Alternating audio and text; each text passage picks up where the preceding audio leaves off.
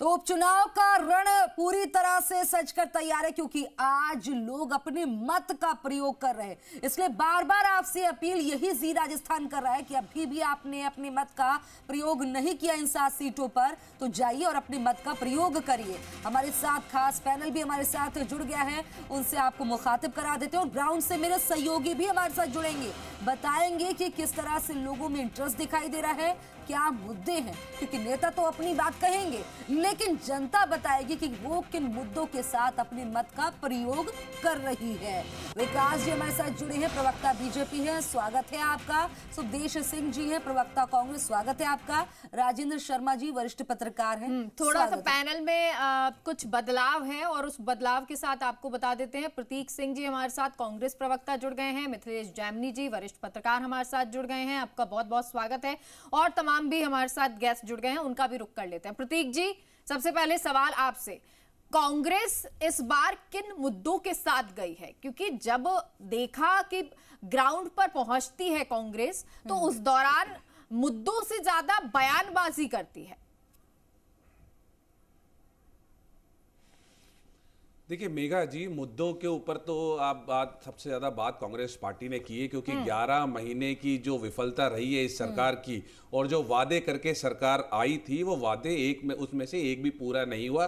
चाहे से women safety की बात कर लें, चाहे से 450 रुपए के सिलेंडर की बात कर लें, या फिर हम किसान सम्मान निधि जो इन्होंने बड़े बड़े अक्षरों में बोला था कि 12,000 रुपये प्रतिवर्ष करेंगे, लेकिन बढ़ाई क्या है, 2,000 रुपये प्रतिवर्ष, मतलब 5.5 रुपये प्रतिदिन, जो कि उससे ज्यादा तो टैक्स वसूल लेती है। और पर्ची सरकार जिस तरीके से 11 महीने में चली है, बहुत सारी विफलताएं हैं और जनता के बीच में वही विफलता लेकर के गए हैं। अब बयानबाजी की अगर आप बात करेंगे, तो बयानबाजी तो शायद मुझे लगता है आपने एक ऑडियो या वीडियो देखा नहीं है कि इनके कैबिनेट मंत्री बीजेपी के किरोड़ी लाल मीणा जी भरी सभा के अंदर भद्दी भद्दी गालियां दे रहे हैं। और इन नेताओं की भाषा से ये समझ में आ रहा है कि बीजेपी ये 7 की 7 सीटों पर चुनाव हार चुकी है, हार मान चुकी है। इसलिए मंत्रियों की जो भाषा है उससे अब दिख रहा है कि कुछ मिलने वाला है नहीं, तो कुछ भी बोला जाए, इनको समझ में नहीं आ रहा अब करना क्या है। तो मुझे लगता है कि 7 की 7 सीटें जो है वो बीजेपी हारने जा रही है और कांग्रेस पार्टी मीणा जी बेहतर जवाब आपकी बात का दे पाएंगे। बीजेपी से प्रवक्ता हैं, बीजेपी का पक्ष रखने के लिए हमारे साथ जुड़े हैं। पंकज जी, पहले आपका स्वागत करती हूँ। पंकज जी बताइए, प्रतीक जी कह रहे हैं कि आप लोगों के पास मुद्दे नहीं थे, मुद्दों पर तो हम गए हैं। देखिए, बड़ा दुर्भाग्य है खुशबू के पिछले लगभग 2-3 साल से कांग्रेस में इतना पराभव हो गया है, विचारों की इतनी शून्यता हो गई है कि बंद कमरों में तो बड़ी बड़ी बातें करते हैं, इनका धरातल से किसी प्रकार का अनुभव नहीं होता। और धरातल का जो तथ्य है उसको बिल्कुल बोलने से ही ये टीवी चैनलों के सामने कतराते हैं।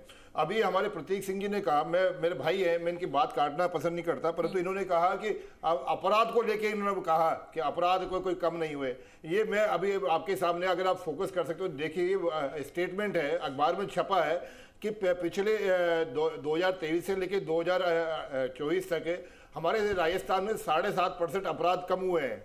7.33% अपराध राजस्थान में कम हुए हैं। ये सीधा सीधा बताता है कि माननीय भजनलाल जी के नेतृत्व की जो सरकार है वो अपराधों को लेके बहुत गंभीर है और उन्होंने गंभीरता के साथ प्रयास किए। इसी के कारण जी ये सारे आंकड़े इसमें अलग अलग प्रकार के हैं। किसी में 4% कम हुई है, किसी में 14% कम हुई है, किसी में 8% कम हुई है। और नकबजनी भी आता है कि जो आप आंकड़े बता रहे हैं, जो कमी हुई है उसमें आपने कहा है, तो मैं इसको आपकी सारी बातों को दोहरा देता हूं ना। आंकड़ों में जो नकबजी की आप बात कर रहे हैं वो 3.29% डाउन हुआ है। अगर चोरी की बात करें तो 9.56% कम हुआ है। और बलवा दुष्कर्म का जो मामला है 9.54% कम हुआ है। सर, इसको थोड़ा सा करेक्ट कर लीजिएगा, ये बढ़े हैं, मैं ये मानती हूं आपकी बात कि और जो मामले हैं उसमें गिरावट आई है। 2022 और 2023 जब कांग्रेस की सरकार थी उससे अगर आप अपेक्षा करते हैं। एक बार मैं आपकी बात काटना ठीक नहीं है, आपका काटना ठीक नहीं है, पर एनसीआरबी के आंकड़े हैं और इसमें लिखा है माइनस है, ये माइनस है। एनसीआरबी के आंकड़े आपको बता रहे हैं कि माइनस है। तो मुझे लगता है कि कहीं ना कहीं सब चीजों का आंकड़ों में समय समय पे दुरुस्त करते रहना चाहिए। और दूसरी बात में सर, ये तो खैर जब 11 महीने 12 महीने के हमारे